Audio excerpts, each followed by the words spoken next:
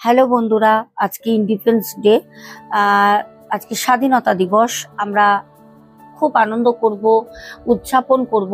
আমাদের জন্য যারা নিজেদের জীবন বিসর্জন করেছে অবশ্যই তাদের আমরা স্মরণ করব।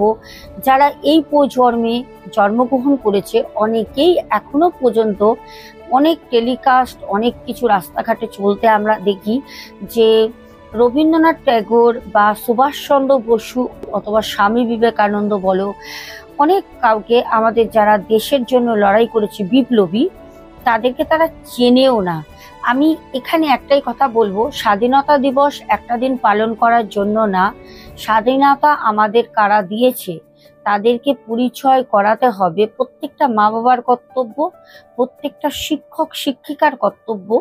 এখন যে ইয়াং জেনারেশন যারা হয়তো অনেক ডিগ্রি লাভ করেছে, বাবা মায়ের অগাধ টাকা ধ্বংস করে পড়াশোনা করছে, যাদের মধ্যে একটা মানুষের প্রতি কোনো মানবিকতা নেই, যাদের কারোর প্রতি কোনো কিছুই স্নেহ মমতা কিছুই নেই, যারা প্রতিবাদ করতে জানে না, সব থেকে বড় কথা তারা আমাদের যারা আদর্শ, আমরা যারা বড় হয়েছি, যাদের দেখে, যাদের পড়া আমরা পড়ে, যাদের জীবনী পড়েছি, ইতিহাস পড়েছি, এখনকারের জেনারেশনে তারা কিছুই জানে না।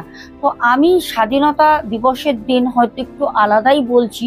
আমি চাই প্রত্যেকটা ভারতবাসী, প্রত্যেকটা ভারতের ছেলে মেয়েরা, আমরাই তো ভারতের সন্তান, আমাদের প্রজন্মই তো ভারত দেশটাকে চালিয়ে নিয়ে যাবে, তাই না? তো আমি চাই প্রত্যেকের মা বাবা, শিক্ষক শিক্ষিকা সবাই সঠিক শিক্ষা দিক।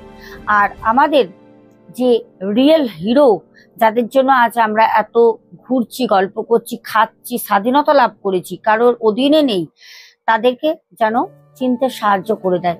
অনেকেই জানে না, খুব লজ্জা লাগে।